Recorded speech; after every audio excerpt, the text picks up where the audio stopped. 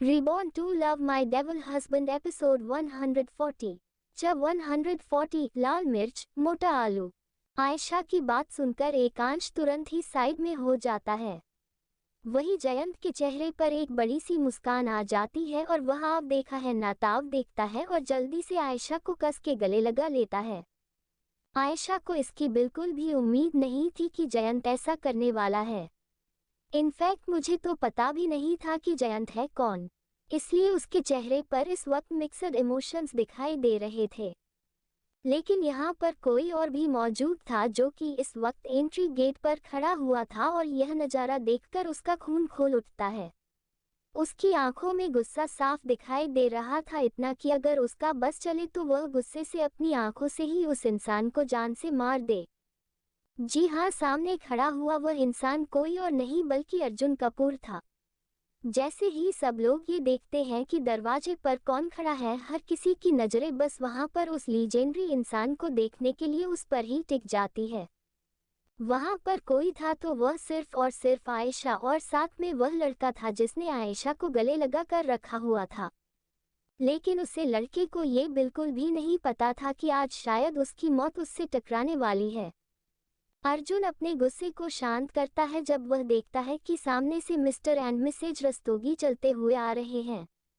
अरे अर्जुन बेटा, तुम आ गए। अभी मैं थोड़ी देर पहले तुम्हारी आंटी से ही बात कर रहा था। वह मुझे यही पूछ रही थी कि तुम्हारे वाले हो या नहीं। पर देखो, फाइनली तुम आज यहाँ पर आ ही गई। अंकल की बात सुनकर अर्जुन अपनी नज़रें अभी भी आयशा पर से हटता नहीं और उनके जवाब देते हुए बोलता है, सॉरी अंकल, आपने बहुत बार मुझे इनवाइट किया था लेकिन मैं काम के चलते नहीं आ पाता था। सॉरी, प्लीज मुझे माफ कर दीजिए। उसकी बात सुनकर अंकल के चेहरे पर मुस्कान आ जाती है और वह उन्हें अंदर लेकर जाने लगते हैं। इमर एंड श्री रस्तोगी उन्हें सीधा आयशा और अपने बेटे के पास लेकर चले जाते हैं। अब तक आयशा और जयंत एक दूसरे से अलग हो चुके थे। आयशा घूरकर उसे देखते हैं और बोलती है, तुम बेशर्म इंसान, तुम्हारी हिम्मत कैसे हुई मुझे गले लगाने की। इतना कहकर वह जयंत को थप्पड़ मारने ही वाली होती है कि वह उसका थप्पड़ बीच में ही रोक लेता है और मुस्कुराते हुए बोलता है, अरे मेरी लाल मिर्ची, तुम इतना ज्यादा गुस्सा क्यों करती हो। सच कहते हैं लोग इंसान बड़े हो जाते हैं लेकिन उनका बिहेवियर वैसा ही रहता है। आयशा जो कि सामने खड़े हुए उस इंसान को थप्पड़ मारने ही वाली थी, उसके मुंह से अपने लिए लाल मिर्ची शब्द सुनकर उसका हाथ हवा में ही रह जाता है, क्योंकि उसे अच्छे से याद खाती उसे यह शब्द कौन बोलता था। उसके चेहरे पर सरप्राइज भरा लुक आ जाता है और वह मुस्कुराते हुए जयंत की तरफ देखती और बोलती है, मोटे आलू, क्या ये तुम हो। उसकी बात सुनकर जयंत को हंसी आ जाती है और वह थोड़ा चिढ़ते हुए बोलना है, यार आयशा, तुम मुझे अब मोटा आलू तो मत बोलो यार। देखो मैं कितना ज़्यादा फिट एंड फाइन हो गया हूँ। यहाँ तक कि जितनी भी यहाँ पर लड़कियाँ हैं, हर एक की नज़र मुझ पर है। मैं इतना ज़्यादा स्मार्ट हो गया हूँ और अभी तुम मुझे मोटा आलू बोल रही हो। मुझे लगता है कि तुम्हें अपनी आंखों का टेस्ट करवाना चाहिए। बचपन में जो थोड़े बहुत नंबर थे वो और ज़्यादा बढ़ गए हैं। उसकी बात सुनकर ऐसा हंसने लगती है जिसे देखकर जयंत भी हंसता है। वही एकांश का तो खून खौल उठना है जब वह देखता है कि उसकी लेडी बॉस को किसी ने गले लगाया था। वैसे अब तो मैं मोटा आलू भी नहीं रहा हूँ और देखने में भी काफी ज्यादा कूल और डैशिंग हो, तो क्या आप तो मेरी गर्लफ्रेंड बनना चाहोगी। आयशा उसके सवाल का जवाब दे पाती उससे पहले ही उन दोनों के कानों में ही ठंडी मगर गुस्से भरी आवाज सुनाई देती है। आयशा जैसे ही यह आवाज सुनती है उसे अपने कानों पर विश्वास नहीं होता है। आखिर वह इंसान यहाँ पर कैसे हो सकता था। उसे तो पार्टी अटेंड करना पसंद ही नहीं था ना, शायद उसका कोई वहम है। वह ये सब सोच ही रही थी कि तभी उसे सामने से आता हुआ अर्जुन दिखाई देता है। आयशा ये देखकर ही बता सकती थी कि अर्जुन इस वक्त कितना ज्यादा गुस्से में है, लेकिन उसे यह समझ में नहीं आ रहा था कि आखिरकार अर्जुन गुस्से में है तो है क्यों।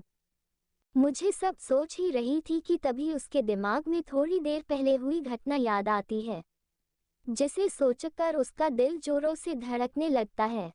और वह धीरे से अपने बगल में खड़े हुए जयंत की तरफ देखते हुए उसके कान में बोलती है, मोटे आलू, मैं तुम्हें बस एक ही बात कहना चाहूंगी, अगर तुम अपनी जान बचाना चाहते हो तो प्लीज यहाँ से भाग जाओ, वरना सामने से आता हुआ ये यमराज तुम्हें छोड़ेगा नहीं। जयंत, जिसने सोचा था कि अर्जुन तो अब यहाँ पर है नहीं, अचानक से अपने सामने से चलते हुए यमराज को देखकर उसकी हालत पतली हो जाती है। आखिर क्या करेगा अर्जुन जयंत के साथ? फ्रेंड्स, अगर आपको स्टोरी रही है, आपको ये स्टोरी अगर पसंद आ रही है तो प्लीज स्टोरी को लाइक करें और करें में जरूर बताएं। Thank you so much. हर हर Mahadev. Reborn to love my devil husband episode 141। 141 Jayant का डर। मुझे सब सोच ही रही थी कि तभी उसके दिमाग में थोड़ी देर पहले हुई घटना याद आती है, जिसे सोचकर उसका दिल जोरों से धड़कने लगता है और वह धीरे से अपने बगल में खड़े हुए जयंत की तरफ देखते हुए उसके कान में बोलती है, मोटे आलू, मैं तुम्हें बस एक ही बात कहना चाहूंगी, अगर तुम अपनी जान बचाना चाहते हो तो प्लीज यहाँ से भाग जाओ, वरना सामने से आता हुआ ये यमराज तुम्हें छोड़ेगा नहीं। जयंत, जिसने सोचा था कि अर्जुन तो अब यहाँ पर है नहीं, अचानक से अपने सामने से चलते हुए यमराज को देखकर उसकी हालत पतली हो जाती है। आखिर वह इंसान को कैसे भूल सकता था? ये वह इंसान था जो कि बचपन में भी कभी भी आयशा के साथ उसकी खेलने नहीं देता था। यहाँ तक कि जब भी आयशा घर घर खेलती थी तब उसका हस्बैंड कोई और नहीं बल्कि अर्जुन ही बनता था। उसने कभी भी जयंत को खेल खेल में भी कभी उसका हस्बैंड नहीं बनने देता था। यही ऐसा को जब याद आता है कि थोड़ी देर पहले जयंत और वह एक दूसरे को गले लगा रहे थे, ये याद आते ही उसका चेहरा भी पीला पड़ जाता है। वह जानती थी कि सामने खड़ा हुआ अर्जुन कितना ज्यादा भयानक हो सकता है। जब वह गुस्से में होता था तब उसे बिल्कुल भी पसंद नहीं था कि आयशा के आसपास कोई भी लड़का मौजूद हो। ऐसे में उसने तो जयंत को उसे गले लगाते हुए देख लिया।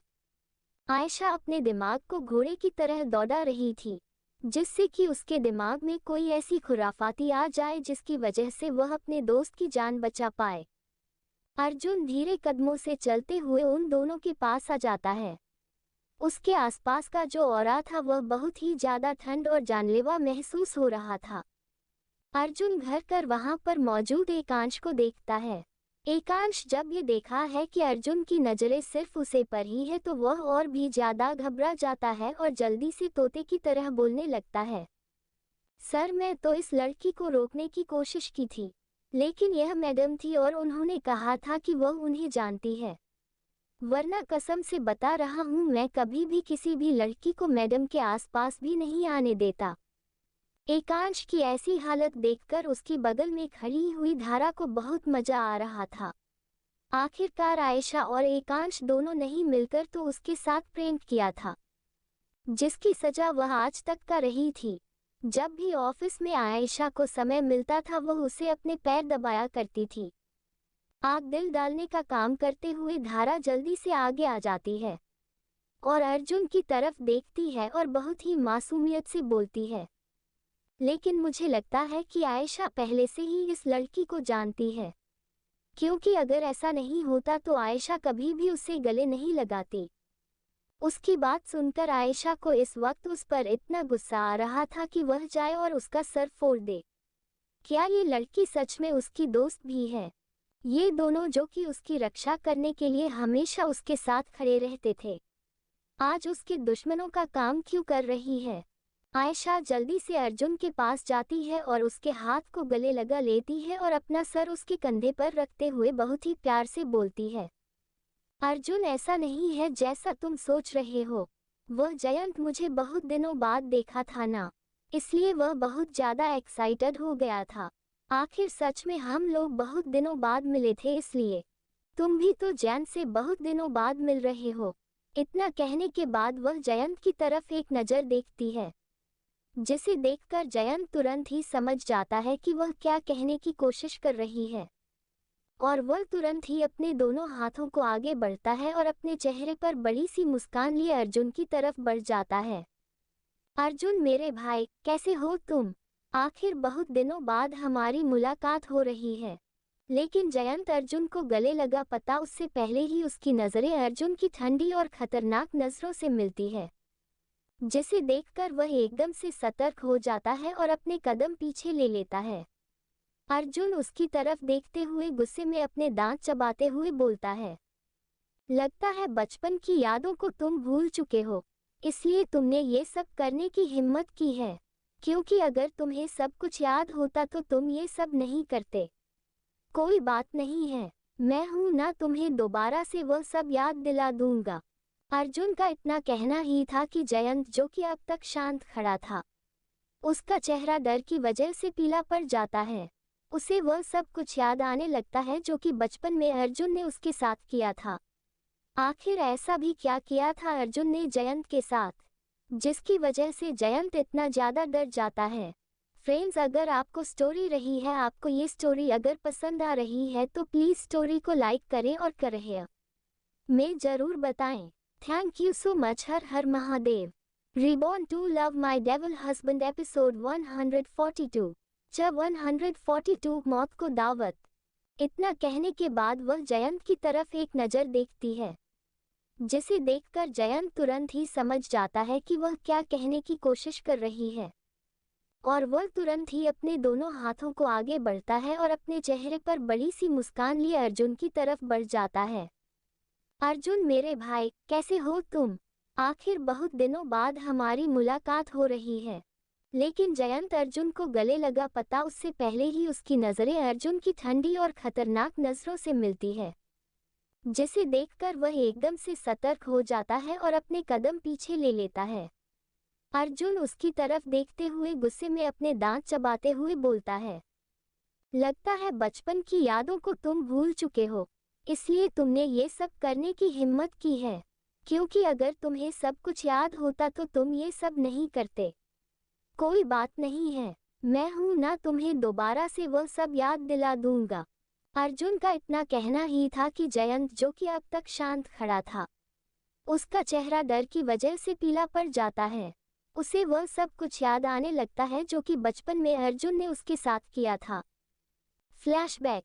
एक छोटी सी लड़की जो कि 10-12 साल की थी, वह आराम से बैठकर अपने गार्डन में खेल रही थी कि तभी वहां पर एक 15 साल का लड़का आता है, जिसने blue jeans, blue denim jacket के साथ एक शर्ट पहनी हुई थी, जिसमें वह काफी ज्यादा हैंडसम और कूल दिखाई दे रहा था। वह लड़का भले ही छोटा था, लेकिन उसके लुक्स काफी ज्यादा अट्रैक्टिव थे। जब वह प्यारी सी छोटी लड़की को अकेले खेलते हुआ देखा है तो उसकी आंखों में चमक आ जाती है और वह भागता हुआ उसके पास जाता है और बोलता है, आयशा, तुम अकेले क्यों खेल रही हो?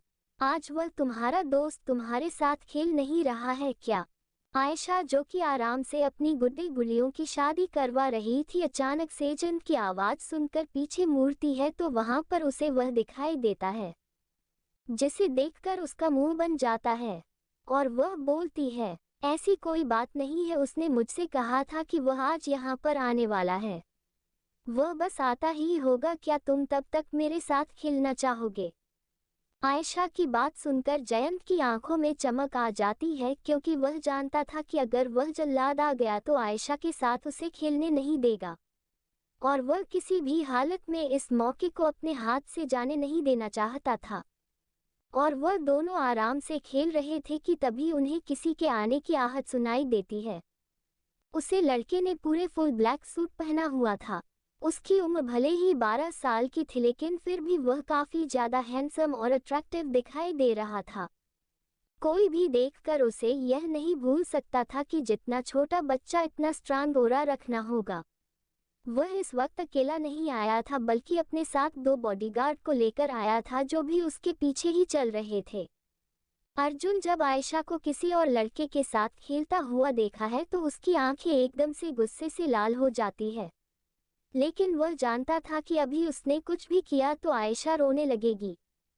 वह धीरे से चलकर आयशा के पास जाता है और उसकी आंखों पर अपना हाथ रख देता है। जैसे ही ऐसा कोई यह जाना पहचाना एहसास महसूस होता है, उसके चेहरे पर एक बड़ी सी मुस्कान आ जाती है और अचानक ही उसके मुंह से बस एक ही शब्द निकलता है, अर्जुन। अर्जुन जब आयशा के मुंह से अपना नाम सुनता है तो वह भी मुस्कुराता है और बोलता है, तुमने ही तो मुझे बुलाया था और मेरे यहाँ आने से पहले ही तुमने खेल स्टार्ट कर दिया। उसकी बात सुनकर आयशा को भी बुरा लगता है, उसका चेहरा एकदम से उतर जाता है। उसे इस तरह से उदास होता हुआ देखकर जयंत और अर्जुन दोनों ही दुखी हो जाते हैं। जयंत बोलता है, अर्जुन तुम कैसे लड़के हो? एक तो उसने तुम्हें यहाँ पर खेलने के लिए बुलाया और तुम लेट आए हो, फिर भी वह बेचारी तुम्हारे साथ इतनी अच्छे से बात कर रही है और तुम हो कि उसकी इस तरह से बोल रहे हो। उसकी बातें सुनकर अर्जुन उसे घूर कर देखता है और बोलता है, तुम अपने मम्मी पापा को घर पर बात कर नहीं आए हो, ना कि तुम यहाँ पर आए हो। वैसे मैं तुम्हें बता दूं कि तुम्हारे पापा तुम्हें ढूंढ रहे हैं, जो जाकर बाहर देखो। जैसे ही जयंत अपने पापा की बात सुनता है वह तुरंत ही आयशा के घर से बाहर निकल जाता है। अर्जुन जब ये देखा है तो अपने बॉडीगार्ड में से एक बॉडीगार्ड को इशारा करता है, जिसे वह बॉडीगार्ड तुरंत ही समझ जाता है और वह किसी की नज़रों में आए बिना जयंत के पीछे पीछे चला जाता है। नहीं, आयशा ने ही इस बात पर ध्यान दिया था और न ही जयंत ने। उसके बाद अर्जुन और आयशा दोनों ही खेलने लगते हैं। थोड़ी देर खेलने के बाद अर्जुन वहां से बाइक आकर निकल जाता है, लेकिन वह घर नहीं जाता है बल्कि एक पार्क में चला जाता है, जहां पर उसे जयंत की चिल्लाने की आवाज़ सुनाई दे रही थी, जिसे सुनकर उसके चेहरे पर मुस्कान आ जाती है और वह वहां पर लगी हुई बेंच पर जाकर बैठ जाता। उसे जयंत, जो कि वहां पर लगे हुए एक बड़े से पेड़ के डाली के ऊपर उल्टा लटकाया हुआ था, वह जब अर्जुन को अपने सामने इस तरह से बैठा हुआ देखा है तो उसे गुस्सा आ जाता है। वह चिल्लाते हुए बोलता है, अर्जुन तुमने ठीक नहीं कर रहे हो। ठीक है, आयशा तुम्हें पसंद है, मुझे भी वह बहुत ज़्यादा पसंद है, लेकिन मैं तुम्हारे साथ तो ऐसा कुछ भी नहीं करता हूँ जैसा तुम मेरे साथ कर रहे हो। मैं बता रहा हूँ, अगर तुमने मुझे नहीं छोड़ा तो फिर मैं आयशा को सब कुछ सच सच बता दूंगा कि तुमने मेरे साथ क्या कुछ नहीं किया है। उसकी यह बात सुनकर अर्जुन हंसने लगता है और बोलता है, तो जाओ फिर जाकर बता दो।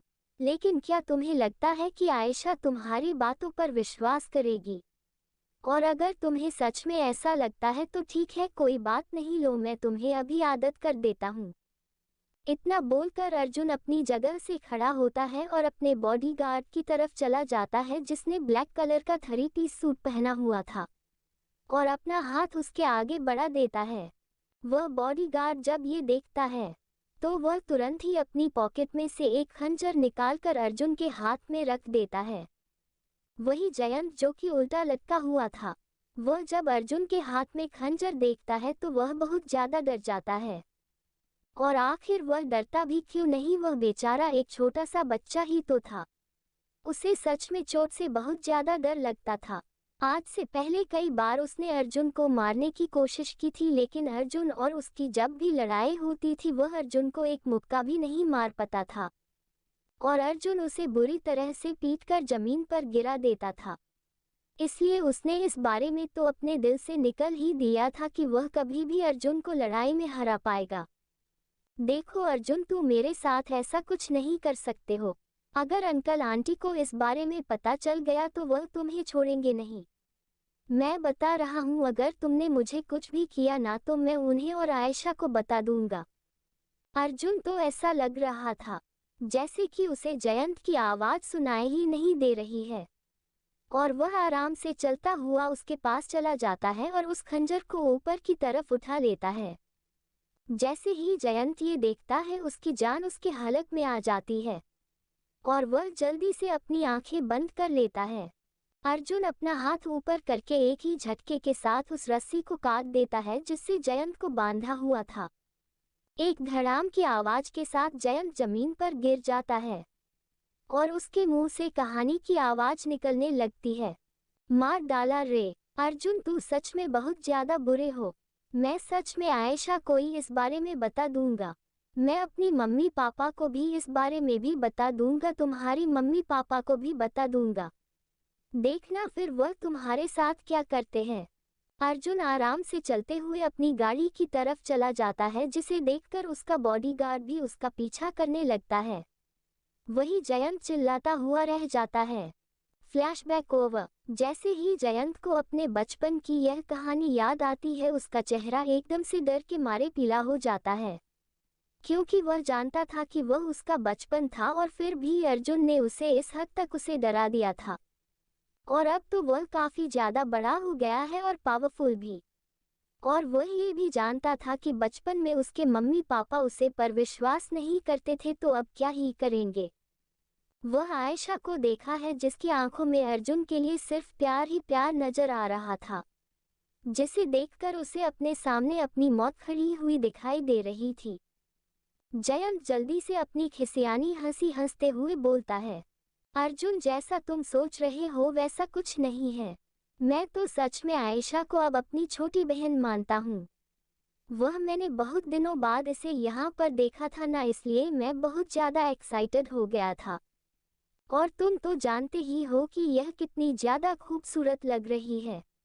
ऐसे में यहाँ पर कितने सारे लड़के हैं जो कि इस पर ट्राई करना चाहेंगे, इसलिए मैं यहाँ पर उसकी प्रोटेक्शन के लिए आया था और कुछ नहीं।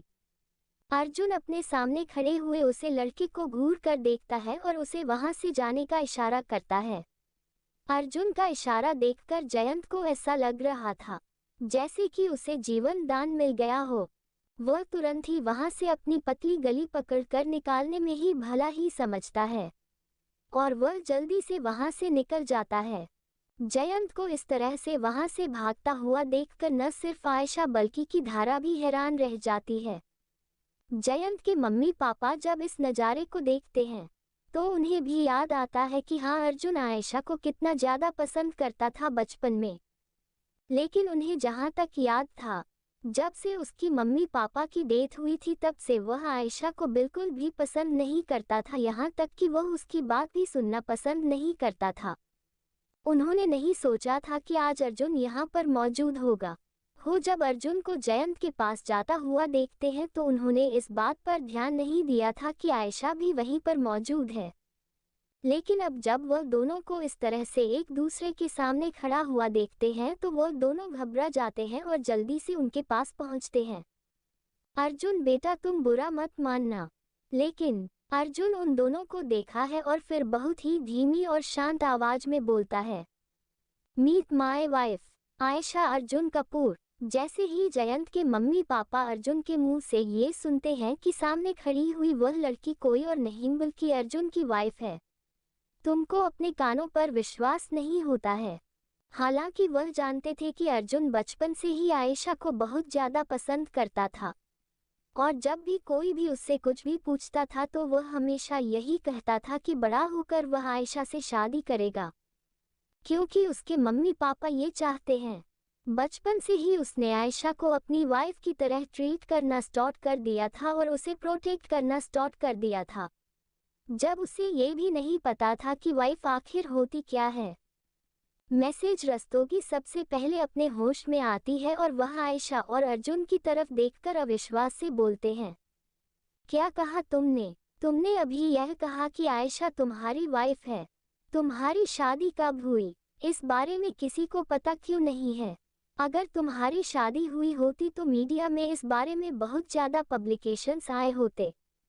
अर्जुन जानता था कि उसकी शादी वाली बात पर विश्वास करना इतना ज़्यादा मुश्किल क्यों था, इसलिए वह एक गहरी लंबी सांस लेता है और उन दोनों कपल्स की तरफ देखते हुए बोलता है, ये सच है अंकल, मैं शादी कर ली है। हम लोगों ने कोर्ट मैरिज की थी, इसलिए बहुत कम लोगों को इस बारे में पता है। मैं आज रात यहाँ पर आयशा के साथ ही आने वाला था, लेकिन मुझे नहीं पता था कि आयशा खुद भी यहाँ पर आई हुई है। जब मैं इसे पूछा था तो इसने मुझे कहा कि इसे एक पार्टी में जाना है, लेकिन मुझे यह नहीं पता था कि यह ऐसी पार्टी में यहाँ पर आने वाली है। अगर ऐसा होता तो हम दोनों साथ में ही होते। वैसे आपको बता दूं कि दादी हम दोनों की दोबारा शादी करवाने वाली है। बहुत कम लोगों को बुलाया जा रहा है और मैं चाहता हूँ कि आप दोनों भी हमारी शादी में हमें आशीर्वाद देने के लिए आए। अर्जुन और बाकी सब लोग आराम से बातें कर रहे थे, लेकिन उन्हें यह नहीं पता था कि वहां पर एक इंसान मौजूद है जो कि बहुत ही गंदी नज़रों से आयशा को देख रहा था। आखिर कौन है वह इंसान जो कि अपनी मौत को खुद दावत देने पर तुला हुआ है? फ्रेंड्स, अगर आपको स्टोरी रही है, आपको ये स्टोरी अगर पसंद आ रही है तो प्लीज़ स्टोरी को लाइक करें और कमेंट में ज़रूर बताएं। Thank you so much. हर हर महादेव।